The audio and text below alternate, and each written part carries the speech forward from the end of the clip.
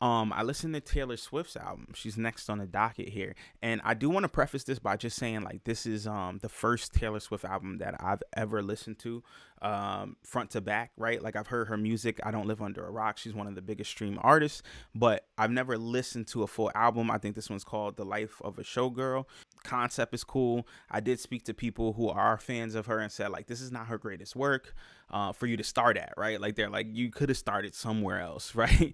But that's okay. Like I'm not judging it based on that. Obviously, I'm just listening to the music. I just like music, so I'm getting into it, and I have notes on this one, so I might look down every once in a while here. I like the album. Number one, let me start there. I like the album. I mess with the concept of the album. I think it was cool. Like it has a sound apparently that's maybe different from her other sounds. Like I said, I'm not here to judge based on her old work because I don't know her old work. So I'm just telling you as somebody who just listened to her how I feel about it. I think it was cool. And I have some notes here about different songs, standout songs. One of the things that I just thought, and it was my expectation that was wrong here. Like I set an expectation for her and made it unfair because I thought just because she's one of the biggest artists, I thought that her vocal range or her skill there was greater, right? Like I thought I was walking into, right, like I don't want to put like a crazy name on there, but like I thought I was walking into the vocal range of maybe like a Ariana Grande type of thing, right?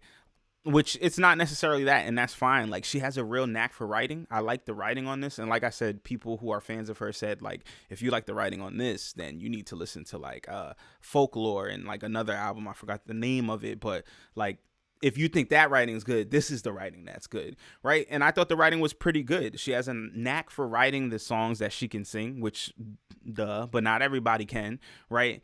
And there are some opportunities as I listen to her music, and I listened to the album maybe 2-3 times. I'm pretty sure it's three.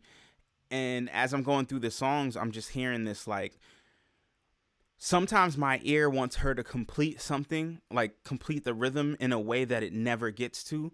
And I think it has something to do with her vocal range and the way she writes. So a lot of the times when my ear is expecting her to go a certain place, and it's not about being predictable, right? Like it's about completing the loop of the sound and where the note maybe is supposed to go. She'll go down, right? Because maybe she can't go too many places from it because of her range. So she'll finish it, and I'm not a singer, by the way. I try to sing sometimes, but I'm not a singer. So I'm going to attempt to give examples maybe, but like when she writes, she'll be like, "Your girlfriend is a boss." And she'll just go down and make it flat, right?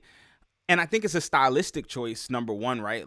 Like we hear that throughout music, right? That drop, that flat note that just drops off. But she does it so often that I'm like, okay, is this a stylistic choice, or is this a writing around what is manageable to your voice type of thing?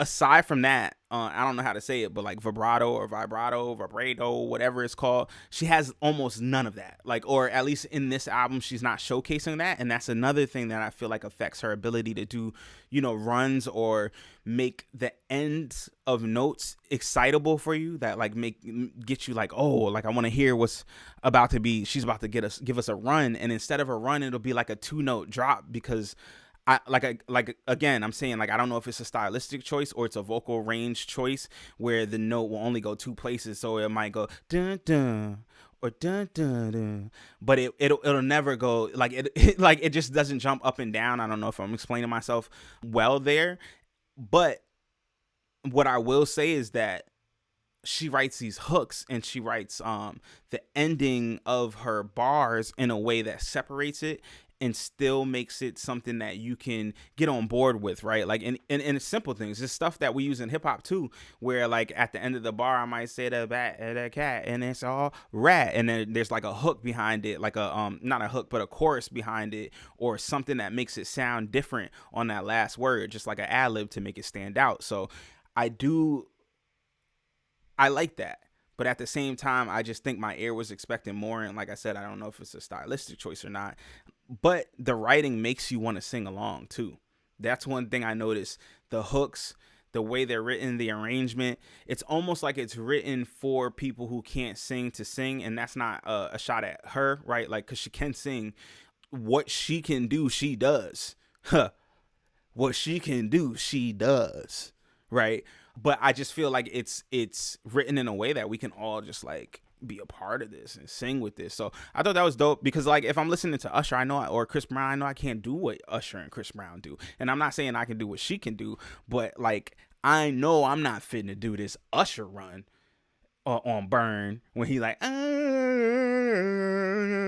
I know I can't, I'm not gonna be able to do that. So I know when I'm in the car making the ugly face doing it, I sound like roadkill, and it is what it is, but I don't necessarily feel that way when listening to her. But let's get into some songs. So the opening song, Fate of Ophelia, I always talk about intro songs because I think that they set the tone. I do think it set the tone. I do think it set it breathes in the world of her concept of the life of a showgirl. I think the song was bland though.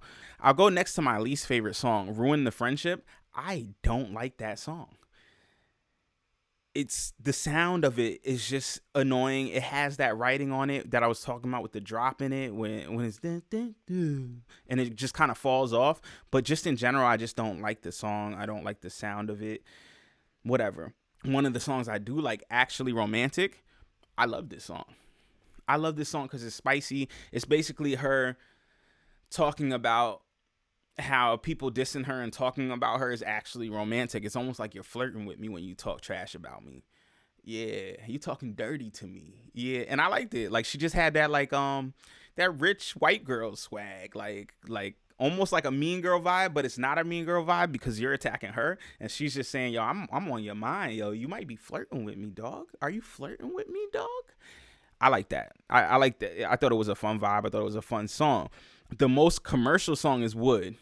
That's that pop, but it's funky. It's that pop, but it's funky, and I liked it, and I don't necessarily like what the song is about. If you go look what the song is about, I'm not singing along with that stuff. But the hook is so good it makes you want to sing along. It's just got that it's got that empowering feel. Like it makes you want to sing with it. So I kudos to that song. Like I do think that's the most commercial song on it, other than my favorite song, which I'm saving till the end. But the hook is fire. It just makes you want to sing along. And then, you know, other than that, the standout song to me, what I think is the best song, and it may be my hip hop ear, it's Elizabeth Taylor.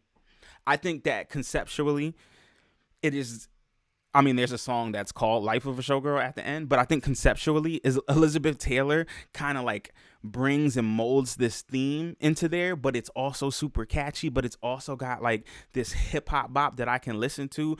It's also written in an infinite hook. And what I mean by an infinite hook, just go listen to it.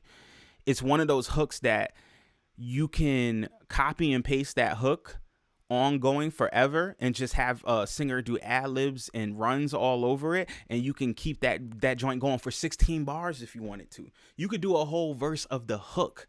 It's just like what I call an infinite hook. It's just really good. It set the vibe. It had the tone. It just had all the things I like. It even had like a like, and I don't mean like an EDM. I just mean like it was hitting you. The rhythm of it just hits you and hits you. So, you know, kudos to that. I think the album was good. Like I said, I probably will go back and listen to like Folklore or something else when I have some time, because like I said, I think the writing was good. I just think that, you know, some of the melodies are incomplete for me, and I think that might be a stylistic choice or it may be a vocal choice.